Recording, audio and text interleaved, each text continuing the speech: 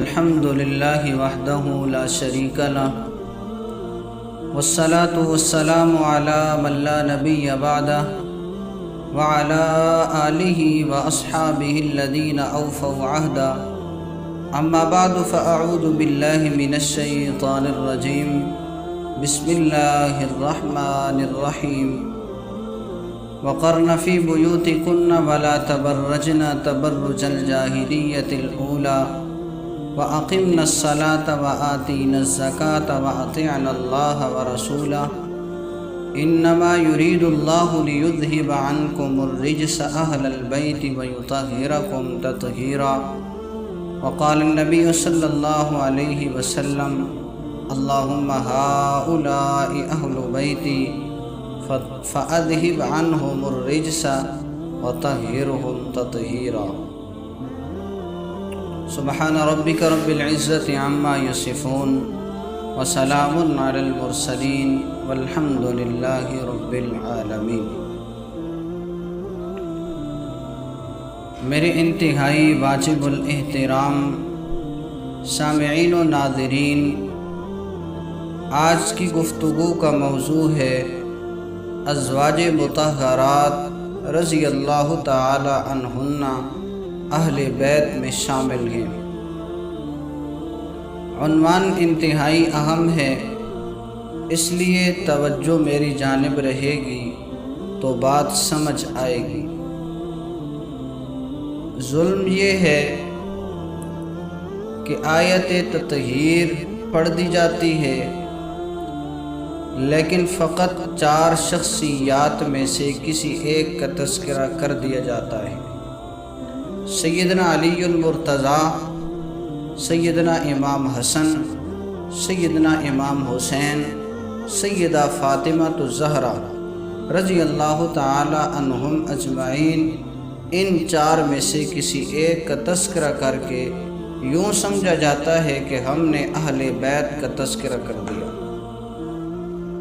حالانکہ یہ بات درست نہیں ہے، اس لیے کہ آیت تطہیر کو آدھا پڑھا جاتا ہے۔ انما یرید اللہ لیذہب عنکم الرجس اہل البیت، یہاں سے تلاوت شروع کر دی جاتی ہے، حالانکہ یہ آیت مبارکہ وقرن فی بیوتکن سے شروع ہو رہی ہے۔ اگر پوری آیت مبارکہ پڑھی جائے تو پورا عقیدہ، پوری بات واضح ہو جاتی ہے۔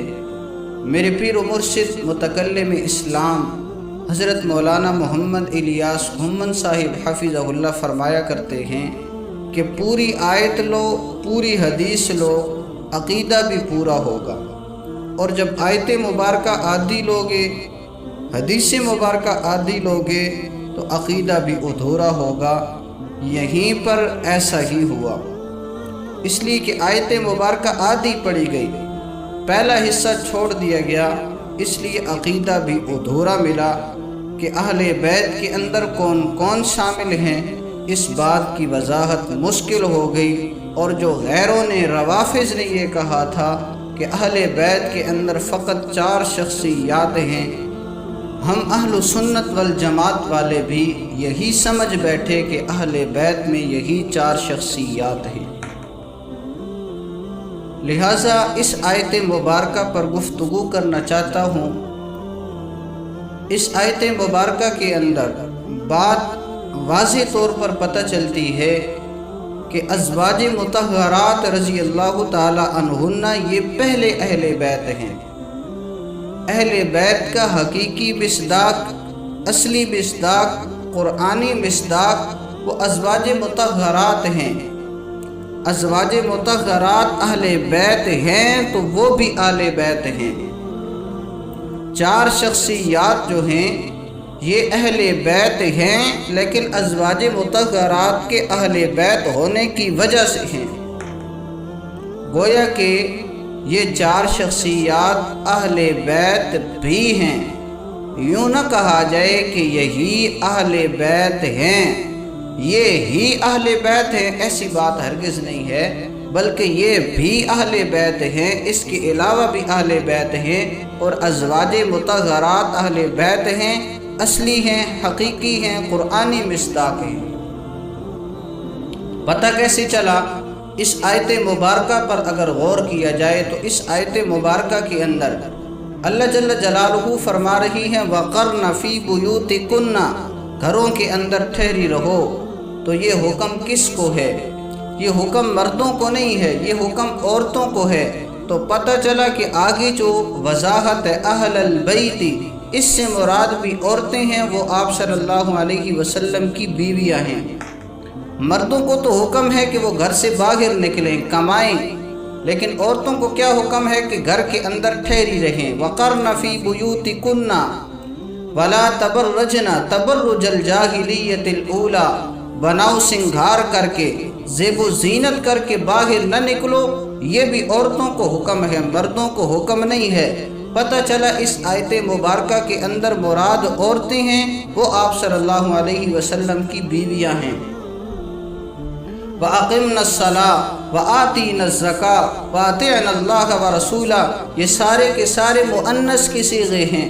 مؤنث کے صیغوں سے، مؤنث کے کلمات سے، مؤنث کے الفاظ سے عورتیں مراد ہوتی ہیں، مرد مراد نہیں ہوتے۔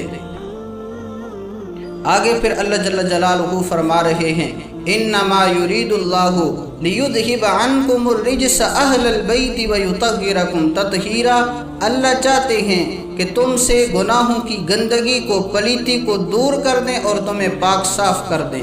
تو اس سے مراد اہل بیت ہیں، اور اہل بیت کے اندر اولاً جو مصداق ہے وہ ازواج مطہرات رضی اللہ تعالی عنہن ہے۔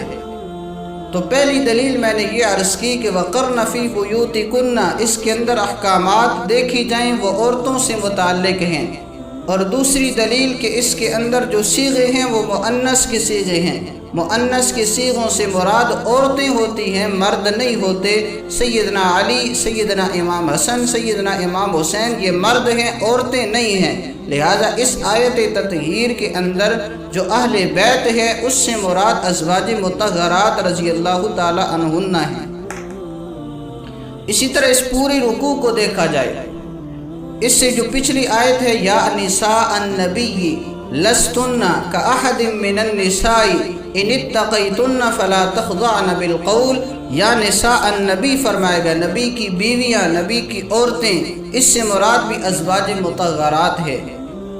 اس سے پیچھے چلے جائیں 21ویں پارے کی آخری آیت یا نساء النبی من یأت منکن بفاحشۃ مبینۃ یضاعف لها العذاب ضعفین، اس کے اندر بھی یا نساء النبی، نبی کی عورتیں، نبی کی بیویاں مراد ہیں۔ اور پھر اس رکوع کے اندر شروع پہ چلے جائیں تو رکوع شروع ہو رہا ہے یا ایھا النبی قل لازواجک، اے نبی اپنی عورتوں سے کہہ دیجئے، اپنی بیویوں سے کہہ دیجئے۔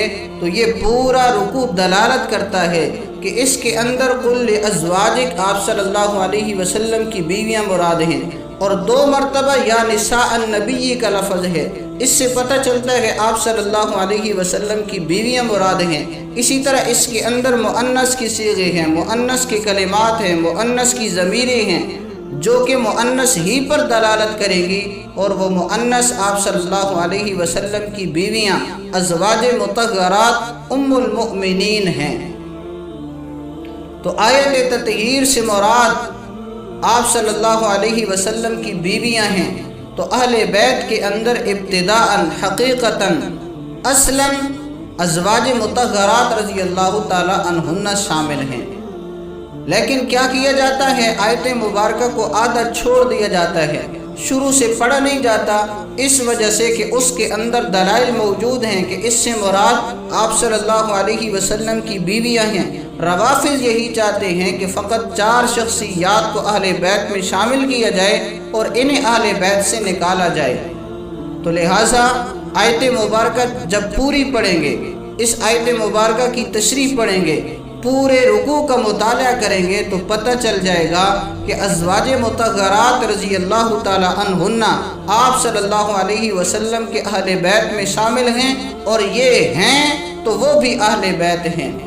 اس بات کو سمجھیے، اس لیے کہ یہ آیت مبارکہ اتر رہی ہے تو اس کے بعد آپ صلی اللہ علیہ وسلم نے اپنی بیٹی سیدہ فاطمہ الزہرا، اپنے داماد سیدنا علی المرتضیٰ اپنے نواسوں حضرات حسنین کریمین رضی اللہ تعالی عنہم اجمعین کو جمع کیا اور ان کو ایک چادر کے اندر لے کر فرمایا اللہم ہؤلاء اہل بیتی، اے اللہ یہ میرے گھر والے ہیں، یہ میرے اہل بیت ہیں، فَأَذْهِبْ عَنْهُمُ الرِّجْسَ، ان سے بھی گناہوں کی پلیتی کو گندگی کو دور فرما، وَطَهِّرْهُمْ تَطْهِيرًا، انہیں بھی پاک فرما۔ حضرت ام سلمہ رضی اللہ تعالیٰ عنہ وہاں موجود ہیں، وہ چاہتی تھی کہ میں بھی اس چادر کے اندر آ جاؤں۔ آپ صلی اللہ علیہ وسلم سے فرمایا کہ میں بھی اس کے اندر شامل ہو جاؤں۔ آپ صلی اللہ علیہ وسلم نے فرمایا انکی علی خیر، تو پہلے سے ہی خیر پر ہے، اس لیے کہ ازواج مطہرات کو قرآن کریم کی آیت مبارکہ کے ذریعے اہل بیت میں شامل کر دیا گیا، اور ام سلمہ آپ صلی اللہ علیہ وسلم کی بیوی ہیں، لہٰذا وہ پہلے سے ہی خیر پر ہیں، یعنی اہل بیت میں شامل ہیں۔